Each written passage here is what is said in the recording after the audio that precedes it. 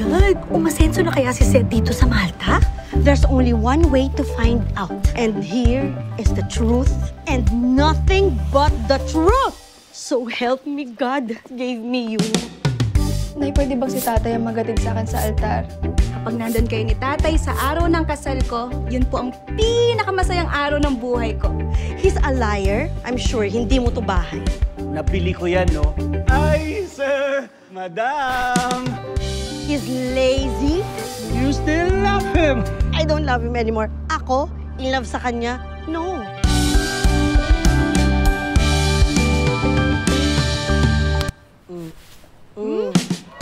Ayokong makulong si Essie sa kasal na hindi siya handa. Tulungan mo naman ako na mapuspone na lang yung kasal. Sige na. Oh, yes. Tito, Joey po. Ay, Joey! Ay, Joey, ha? Huh. From the director of I'm Drunk, I Love You, J.P. Habak. Sabi nga nila, marry your best friend. Nangyari. Susubok ako. Chuchu-chuchu. From producer Antoinette Hadaune of Hit Romantic Movies. Hindi man ako naging mabuting asawa sa'yo. Gusto kong gawin ang lahat para maging mabuting ama sa anak natin.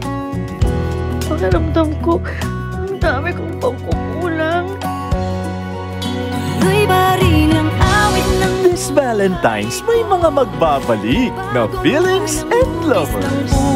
Kahit anong ganda ng past, dapat mag-move on. Juan Carlos, Loisa Andalio, and your OG rom-com royalty, Jolina Magdangal and Marvin Agustin. Iba ang mabuting mag-asawa sa mabuting magulang.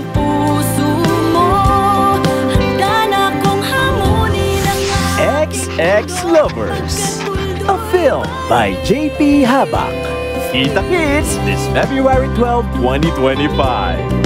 Loves, ang ganda-ganda mo. Ayaw! Ganda-ganda! Pag naka-filter. Salmong tugunan. Paano kung nakaka-apekto na sa mental health ang trabaho? Tugon? Santo Atom? Santo Atom, Tulungan mo po kami. Yan. Okay. Buena mano to na Santo Atom for this year. Yes. Totoo. Wait lang. Nasaan ka muna, te? Nasaan ka muna? Nandito ako sa cafe namin na hindi namin alam kung kailan magbubukas. Tama ba yung basa ko? Basya? Basta. Oh, Yes. ganda. Wag nyo na lang tanongin kung kailan magbubukas kasi hindi na rin namin alam. Anyway. Oo, surprise na lang kami. Yes. Ang pinili talaga namin ay Santo Atom na patron saint ng mga may problema sa career. Kasi nga, sineselebrate ni Janoy ang kanyang more or less. 25 years.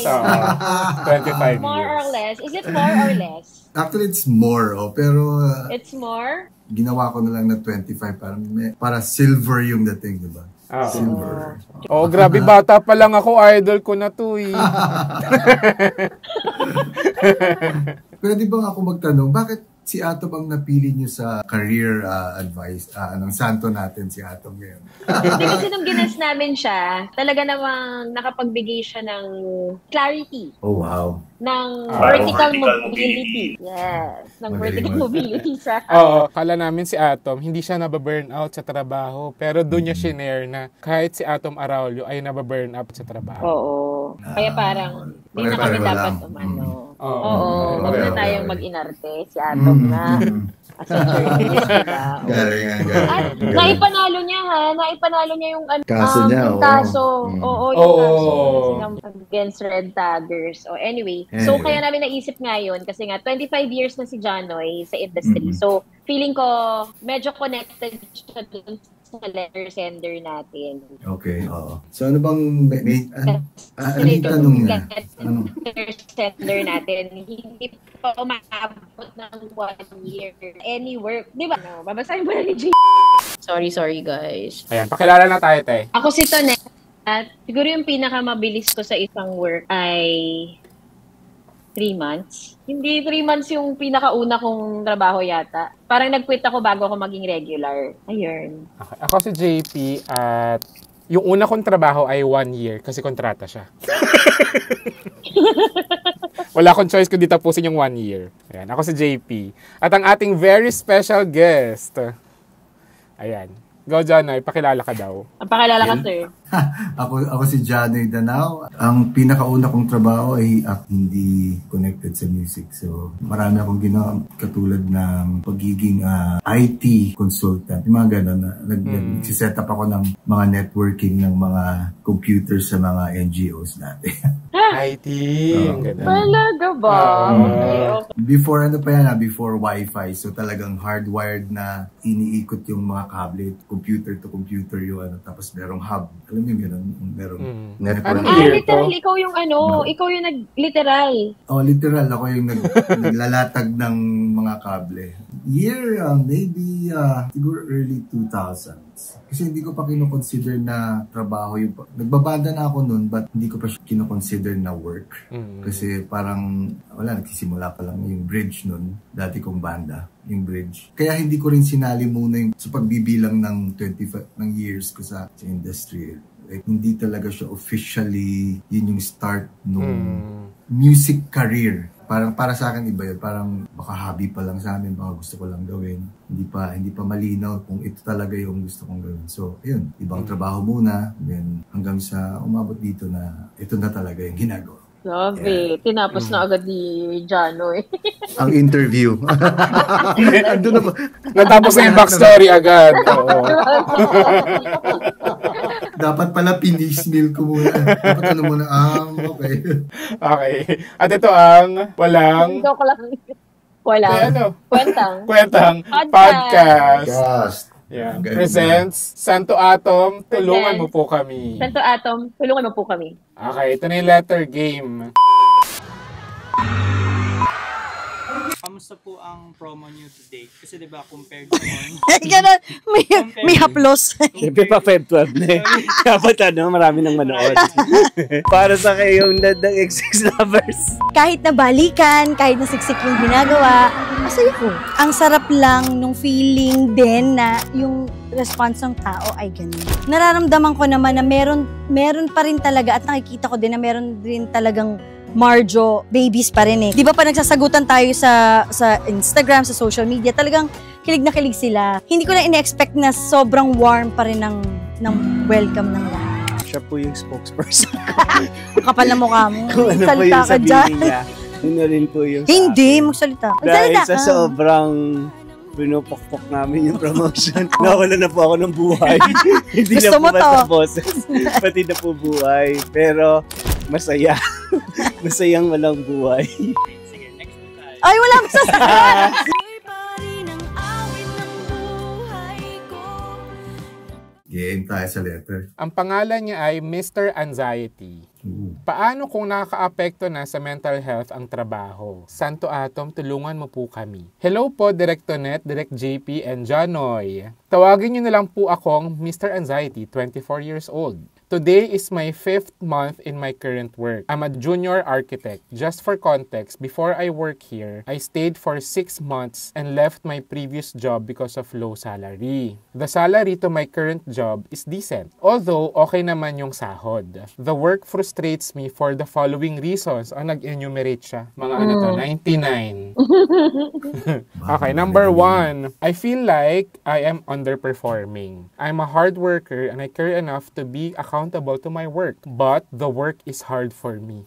I always mess up. So in order to meet ends, I take extra steps, but it burns me out. Number 2, I worry a lot in this work. Hindi na ako makapagbigay ng details, pero dumating na sa point na ilang beses kong napapanaginipan yung work. It affects my mood and my mental health. Ay, ang stressful nun. So here's my dilemma. I want to quit, but I don't know if I should. Feeling ko kasi, magiging bad impression yung record ko na for my 2 previous jobs, I only stayed 5 to 6 months. Also, there are bills to pay. Baka mahirapan akong magka-work ulit due to bad record. And when this happens, natatakot din akong ma-disappoint yung mga taong naniniwala sa capabilities ko. Should I stay or should I quit? End of letter. Ganda ng question niya. Parang gusto kong kantahin yung question niya. Should I stay or should I quit?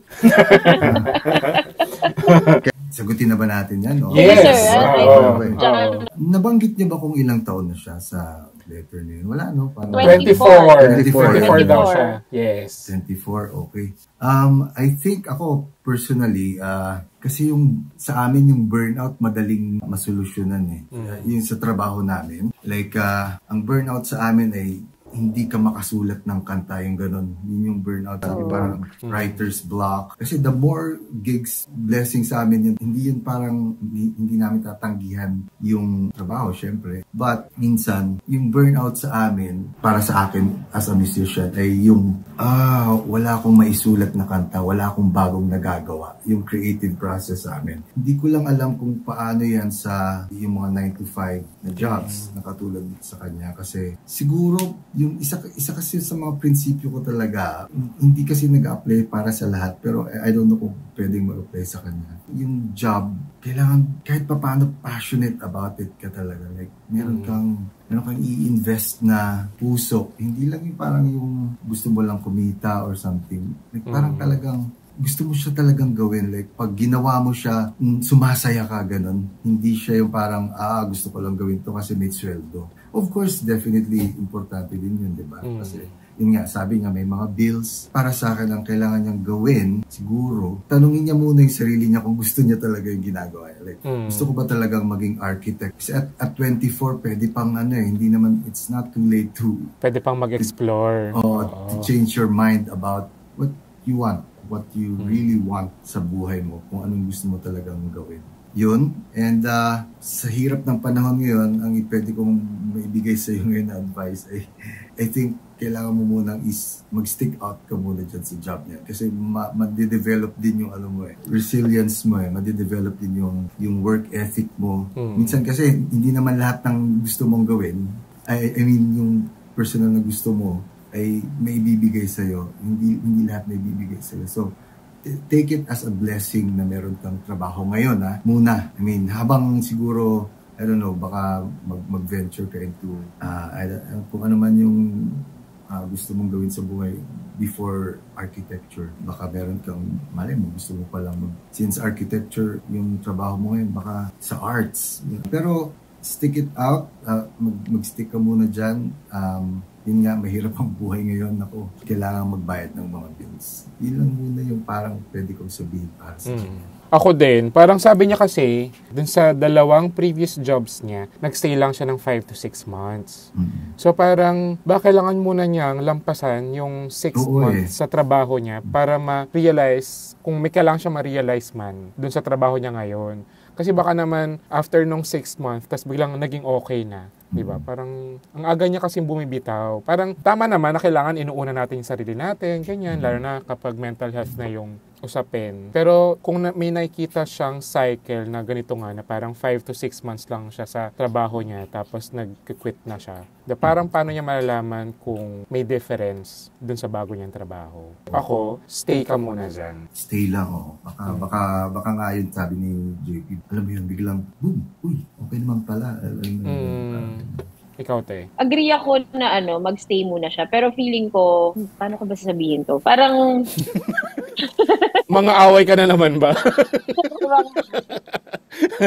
Kasi pangatlong work na niya na hindi siya umaabot ng 6 months. Oo. Yung iba kasing mga trabaho, after 6 months, doon ka magiging regular, di ba? Feeling ko, in essence, parang hindi pa niya nararanasan yung maging regular. Parang, yan yung probationary period, usually yung 6 months, di ba? Tapos tsaka pa lang. So parang lahat nung experience niya ngayon ay hindi pa niya natatamasa yung buong benefits ng pagiging isang empleyado. Wala pa siyang benefits, wala pa siyang SSS. Yung pag-ibig, yung mga bagay na makakatulong sa kanya, maiibsan yung niya, mga ibang dalahin niya na, syempre kapag may SSS ka na, medyo may konti kang may tinik na nabunot or pwede ka na magkaroon ng 13th month pay kasi parte yun ng batas, meron kang Christmas bonus, may mid-year bonus, etc. Yun yung isang parang sayang na hindi pa niya naabot yun. Pangalawa, yung tumatak sa akin yung reason niya na kung bakit siya magko-quit ay because I'm underperforming. I feel that I'm underperforming. And kung yun yung reason kung bakit ka magko-quit, I don't think that's reason enough to quit because you're underperforming not because of any, maybe may ibang reason outside forces sa'yo. Pero in essence, yung underperforming, ikaw yung makakagamot nun eh. Nag-underperform ka. So, kung na-frustrate ka na nag-underperform ka, I don't think the first solution should be quit na lang ako. Hanap na lang ako ng work. Hanap na lang ako ng work na hindi ako mag-underperform. Yung relax lang yung standards nila para overperform nila ako. Pero in reality, konti lang naman yung in-effort ko, di ba? Parang, don't you feel that it's a challenging job na nakakatuwa yung ganong klaseng trabaho na pinipilit ka niyang mag-perform beyond your, what your usual standard is, di ba? Na, mas nakakatuwa yun parang pag sa dulo, na-meet mo yung standards ng company na hindi mo inakalang meron ka. Diba? Mas may self-worth kaysa parang hindi sa lahat ng bagay ay yung trabaho yung mag-a-adjust para sa'yo. Dapat pareho yun. Ikaw rin nag-a-adjust para sa trabaho. Kasi at the end of the day, yun nga, lagi natin sinasabi, hindi naman tayo mayaman. Diba? Kung merong perfect na trabaho, sana lahat na nakahanap ng perfect na trabaho. Dapat willing mag-adjust kasi yung mga tao sa paligid mo nag-a-adjust din naman para sa'yo. Nang hindi mo lang din talaga. Totoo. Tsaka, walang madaling trabaho. Parang kapag nahihirapan ka na, hindi pwedeng laging quit lang yung solution. Parang kailangan mong magstay at alamin ano yung problema, ba't ka nahihirapan para magawan mo ng solution. Hindi yung pwedeng nahirapan lang, exit na agad, nahirapan, quit na agad. Parang paano? Wala kang matututunan. Thank you, Bukod sa yung Malta yung nagbigay ng bagong backdrop doon sa Marvin Jolina na storya, yung ganda ng Malta, parang naramdaman namin kailangan namin mag-perform. Kasi sasapawan kami ng Malta. Baka yung Malta na lang panoorin. Ganon siya kaganda. Ganon kaganda rin yung energy ng mga taong na-meet namin doon. Kasi ang sabi ko, nakapwesto para mag-video. Nung nagkaroon kami ng moment na makisayaw with them, kantahin yung performance, sabi mo, kumakanta kayo ng mga performances. Kamusta po ngayon? Kumakanta ng mga performances. Ano ba naman tanong yan? Nagsimula yun sa meet and greet eh. Sabi namin, iba siguro kung mas makasama pa namin sila dun sa isang masayang moment. Yun nga, chuba chuchu, sila with us.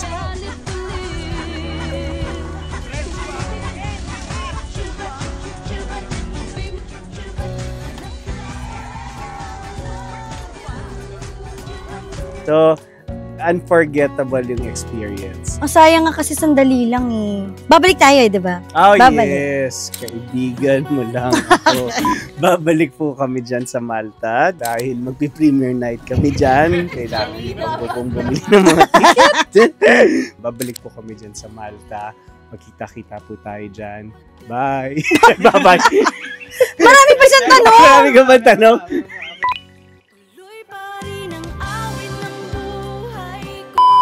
True. That's right. Kung nag-quit sana ako sa music, di sana wala akong concert yun. 25 years sa March 14. Oo. True. Kasi may mga point din sa career ko na i-question mo yung sarili mo minsan na nasa tama ba akong lane? Ito ba yung lane talaga na, lalo na pag yung sa entertainment business, yung ganito, music, yung success minsan ay nami-measure sa numbers kasi, like, numbers game palagi yan sa amin. Like, nag-gig ka, ilan na pumunta. Oo, alam mo yun.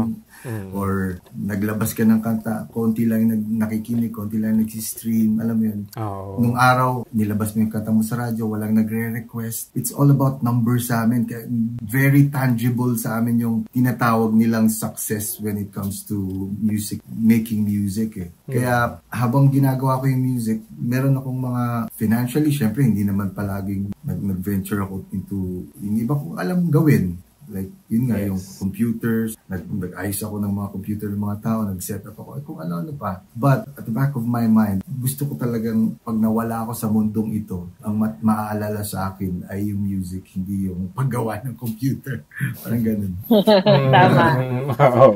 Siguro from the perspective of a boss, For example, kunyari kami ni JP as a director or someone na parang team leader, ganyan. From our perspective, we would rather have coworker or someone in the team na nag-underperform pero nakikitaan namin ng passion, ng grit na grit. Hindi kaya kong galingan. Nag-underperform ako ngayon, na-feel ko kayo ngayon, pero hindi ako magko-quit. Alam kong kaya ko. Mas gusto ko yun kaysa isang tao na konting quit na. Kung ako pipili ako doon sa dalawa, tapos sinabihan ako nung isang team member na, sorry, hindi ako nagpe-perform or nababurn out ako or something, magko-quit na ako. Go, quit. Go quit. Kasi parang mas gusto ko na magtrabaho sa isang team na tulong-tulong tayo dito. Hindi yung parang nahirapan lang ng konti. Lahat kami apektado. Kasi I'm sure kapag meron kang isang coworker na nahihirapan din siya, feeling namang tumulong yung iba di ba? Lalo yung architect, firm yun di ba? Parang group kayo group of architects kayo working on a project. Like sa amin, group of people working on a film, di ba? Mas okay yung alam mong lahat kayo working towards the same goal na it's not about me, it's about the work that we will do na inutos sa atin. True. Ayun. Tsaka yun, hanap siya ng support system. That's doon right. Sa trabaho mo. I was about to say, pwede kang magtanong sa ka-grupo mo or kung sino man din sa office niyo kung ano yung pwede mong gawin pa. Na, halimbawa, isa sa team kasi na parang, wow, ang galing nito Ito yung gusto nating sundan, kumbaga. In terms of performance, ask people questions. Katulad ng pagtanong mo sa amin ngayon. Yes. Oo, na kailangan diyan din maano din siguro yung parang pagiging team player mo Yeah, sometimes you have to be a team player. Yes. Kasi kahit medyo mahirap siya, nakaka-develop ng character yun. Nakaka-develop talaga yung character. Hindi lang sa trabaho, sa life. Sa pag-ano mo sa buhay. Ganun. Kunwari, di ba, kapag may support system or may safe space ka sa mga coworkers mo, pag hirap na hirap ka na sa trabaho or kunwari, meron kang cowork na toxic, ganyan, minsan nakakagaan ng pakiramdam kapag nag-rant ka sa mga coworker mo din. Tapos after nun, laban ulit, ganyan. Tapos backstab nyo lang siya, ganyan.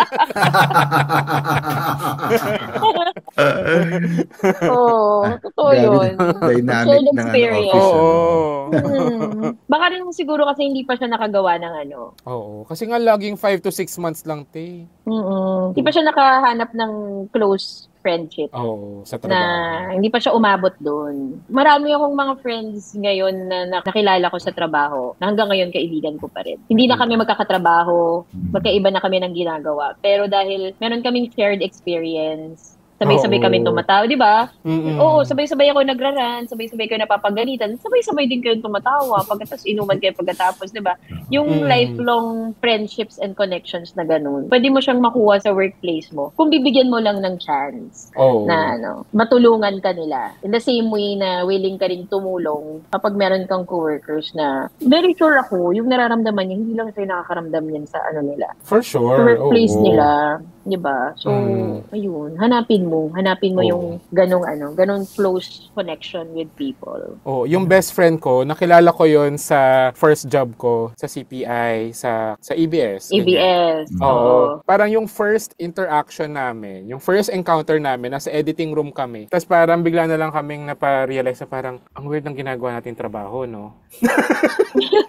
Tapos, doon na kami naging magkaibigan. Tapos, tumagal kami ng matagal naman doon sa trabaho.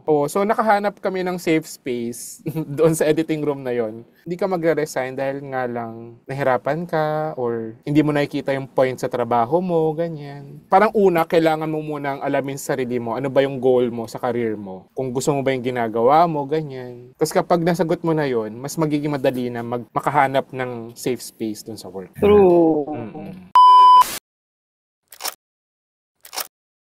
Doon naman po tayo na Loisa and JK. Kamusta po working with them? Parang, parang Marjo to. I don't think para silang Marjo. Meron din silang charm nilang dalawa. So, Joey po. Ay, Joey! Ayoko makulong si Essie sa kasal na hindi siya handa. Magaling sila individually dahil hindi naman sila love team. They are actually actors. Iba yung naramdaman naming respeto dahil alam namin na ginagalingan nila, yung dedication nila doon sa role, yung delivery nila. Nagulat kami kay JK at saka syempre dun sa anak naming OA. May level up. Ibang klase talaga. Kay JK, nagulat ako sa galing umarte. Kasi hindi ko siya pa nakita umarte. Talaga ba? Singer ko siya nakikita kasi favorite siya ng anak ko.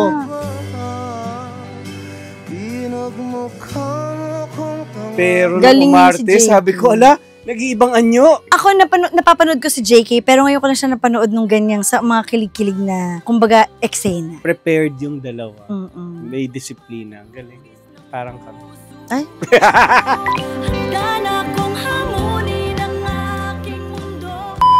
Hindi, yung ganda nung sinabi JP na yung pag-cultivate ng friendship sa workspace. Kasi, yun nga, after years, siguro niya na ayun, sabi ni Tonet na kahit na hindi na kayo magkakatrabaho, pag meron ka actually namumroblema ka or something, sila pa rin yung magiging sandalan mo tsaka problema sa trabaho o kung ano mang nararamdaman mo na mabigat sa iyong dibdib. True. Baka kasi dapat mag-start ka na. Ang dami kasi laging nagsisend sa amin ng letter na ganyan sa amin, Janoy, na tungkol sa magkukwit na ba ako, magsistay ako kasi ganito, nag-burnout na ako, hindi ko gusto yung current ko. Tapos mga 3 months, 5 months pa lang, 6 months. Parang very common, no? Parang laging may ganyang letter. Isa sa mga goal lagi pag naghahanap ng work at magstay sa work ay, is this the perfect job? Is it the perfect company for me na yung ano yung perfect company? May mataas na sweldo, magaling na boss, malapit lang sa bahay, may benefits, pwedeng mag-travel, ganun. Kung nakita niyo po yan,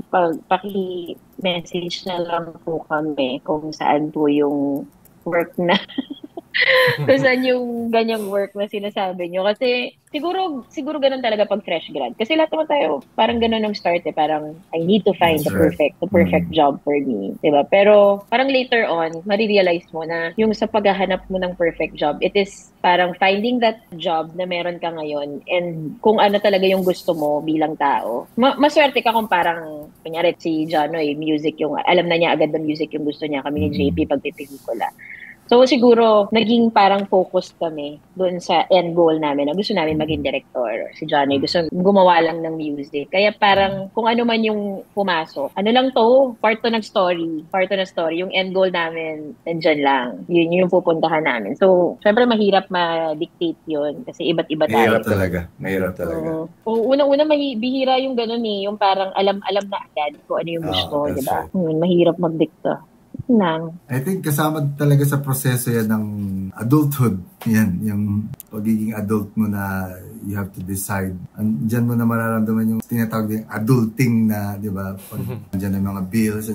Kaya palagi kong sinasabi, napaka-precious talaga ng innocence ng mga bata. Oh my God. Yung innocence ng bata, ay, Diyos ko, salamat. Sana hindi nawawala buong buhay yun, di ba? Pero yun nga, yan. Totoo. Yung adulting na yan ay kasama talaga yan.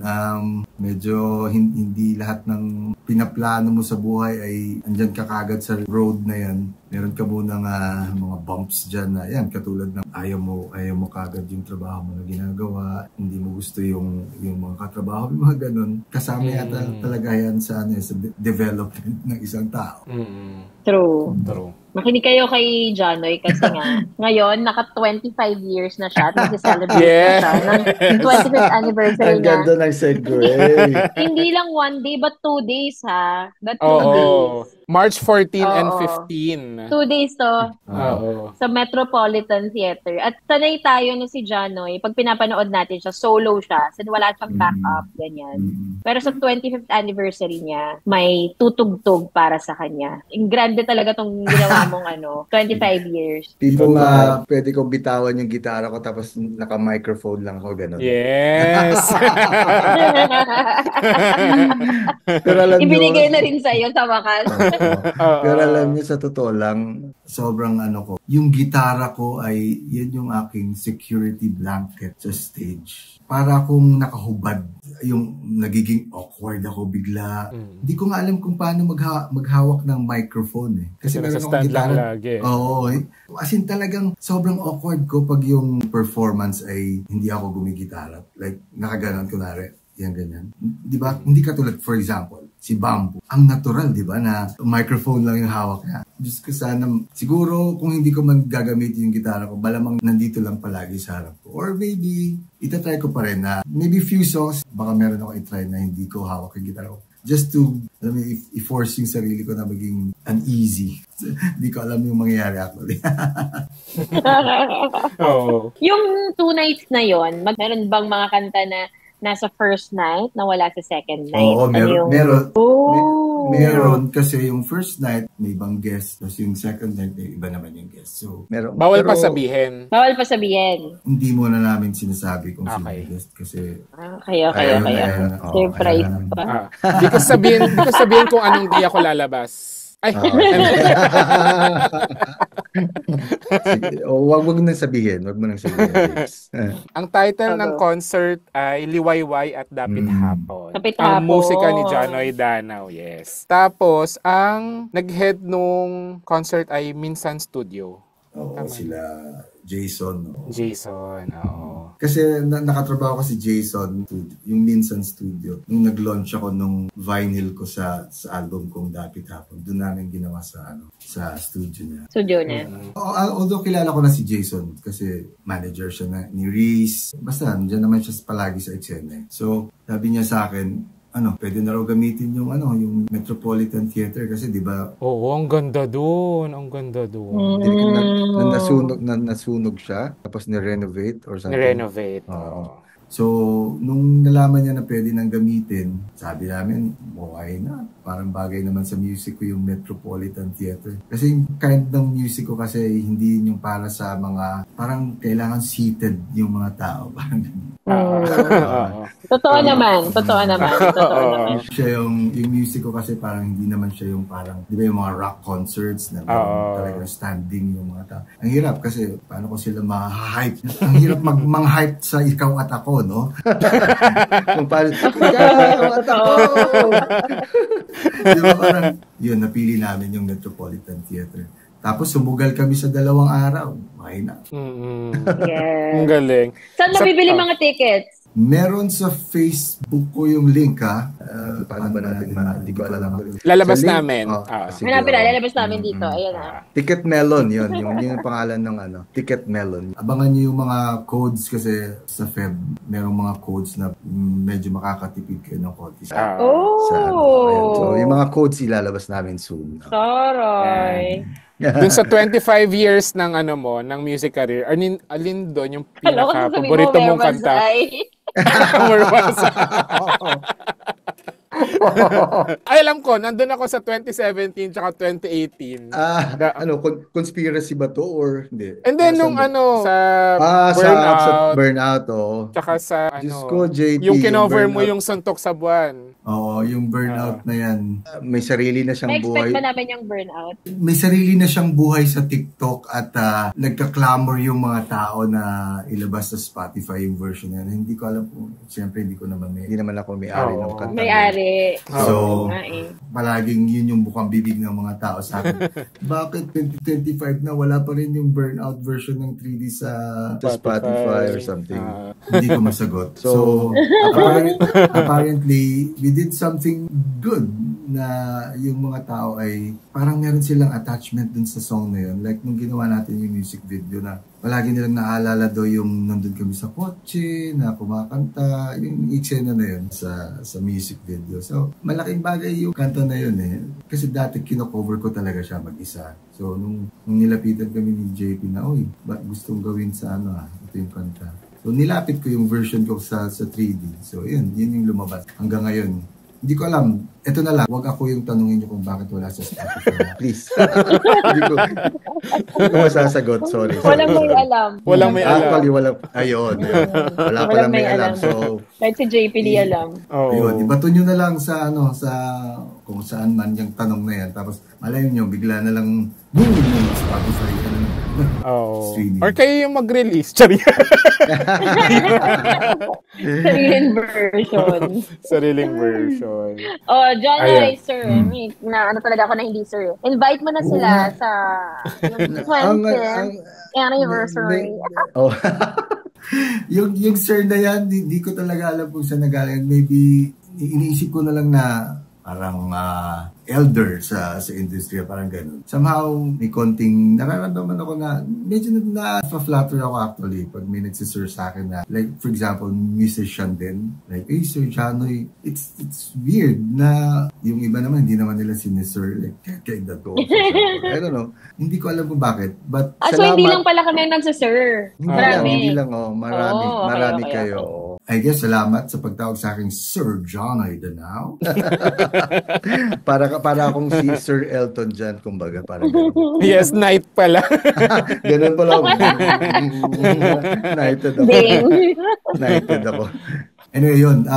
Liwayway at Dapit Hapon, March 14 and 15. Metropolitan Theater. 20 songs ang kakantahin ko from my catalog. Wow! So hindi ko muna sasabihin yung setlist. Maybe a week before, baka pag napuno na namin, pag sold out na, saka ko lang ilalabas yung setlist para may konting parang ganun. And then, ang sasabihin ko lang talaga ay si Ria Osorio ang mag-arrange ng orchestra. Merong mga songs na nilagyan namin ng orchestra para magkaroon lang ng ibang flavor naman yung songs. Tapos, I will be backed up by the band Project Yaz. Itong mga artists na to ay collective sila ng mga jazz musicians. Pero huwag kayong mag-alala, hindi ko naman gagawing jazz talaga yung songs. Sila lang talaga yung totoo. Kasi na-impress ako nung napanood ko yung mga videos nila sa YouTube. Tapos kilala ko pala yung drama nila. So yun yung connection. So yun, 20 songs. Pumili kami ng, hindi ko naman masasabi na pinaka-paborito ko. Paborito ko lang tugtugin ng live siguro. Parang ganun. Ayan. So, bili na kayo ng tickets. Grabe dami ng 20 songs. Oo, bili na kayo ng tickets. Kailan start ng bentahan? Nagbebenta na actually. So, ongoing pa rin naman. Tapos yun nga, yung sinabi ko kanina, February, abangan niyo yung mga promo codes para kung magkasama kayo, kung may kasama kayo, or mag-isa kayo. Meron kaming iniisip na something sa Feb para sa mga hopeless romantic dyan. Marami-rami yan. Ayan, so manood na kayo March 14 and 15. Thank you, Janoy. Salamat, Jay. Thank you, Janoy. Thank you, Sir Janoy Danao. Thank you so much. Thank you, sir. Ayan, so sa mga brands dyan, baka naman you like to partner with us, feel free to email us at angwalangkwentangpodcast@gmail.com. And if you like this episode and podcast, please click the follow button sa Spotify and the subscribe button sa YouTube, sa Ang Walang Kwentang channel. And if you like this episode or meron kayong mga gustong i-request kay Janoy na mga kanta na gusto nyong tugtugin niya sa kanyang 2-night concert, mention us on X, Instagram, and TikTok using the hashtag Ang Walang Kwentang Podcast. Official IG namin at AWKP Stuffs, official TikTok at Ang Walang Kwentang Podcast. Ako at Tonetta Downey. And also follow Project 8 Projects para sa mga updates sa pelikula ni JP XX Lovers on Feb 12, 2025. Yes. Ako naman at JP Habak sa Instagram. Tapos meron din kaming Ang Walang Kwentang Podcast after podcast chikahan kasi dumadami na tayo dyan. Tapos may mga nanghingi dito ng sample. 100,000 plus. Mga nanghingi ng sample dito kay Sir Janoy. Wag na kasi manood na kayo ng concert niya sa March 14 and 15. Doon niya kayo bibigyan ng sample. Ikaw Janoy, sa kanila mahanap. Sa Maginhawa, nandito lang ako sa Maginhawa. Niliteral Sa nila ako mahanap. Hindi, sa social media din, at Janoy Danao. Walang sir at Janoy Danao. Actually, yung TikTok ay nakatulong sa akin for the past few years since nag-pandemic. Karoon din ako ng bagong maybe following sa medyo bata-batang crowd. Kasi nandyan sila sa TikTok. So, salamat. Ayan. Tapos, sabi ni Chris Cao, yung classroom call for entries namin para sa pipili naming scholar na public school classroom. Yan. Mag-submit na kayo ng application. Hanggang Feb ang deadline. Thanks, guys. Thanks, Janoy. Thank you, guys. Salamat din. Salamat din.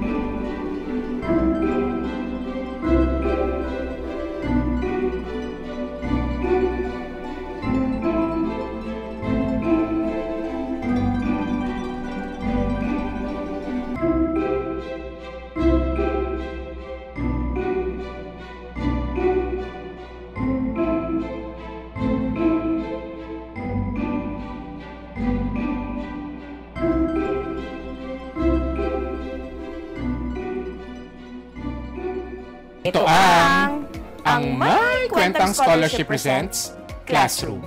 Made possible by our ever palalait pero very generous na mga VVIPs. Oras na para mag-nominate ng public school section na nangangailangan ng school supplies, renovations, electric fans, at iba pa. Email all requirements to ang walangkwentangpodcast@gmail.com with the subject line, My Kwentang Classroom Application. Ang requirements ay personal story. Bakit kailangan ng public school section na ito ng tulong? Paano mo sila nakilala? Ano-ano ang mga kailangan nila? Classroom profile. Background ng mga students, like yung age nila, background ng school, at syempre ng community kung nasaan ang school na ito. Photos and videos of the classroom at pwede na ring isama ang teacher. Muli, thank you to our generous VVIPs whose monthly subscriptions will make this possible. Subscribe to angwalangkwentangpodcast.com. That's angwalangkwentangpodcast.com because part of your subscriptions will go to this scholarship. Ang kabataan ang pag-asa ng bayan. At hindi tayo magsasawang maniwala dyan.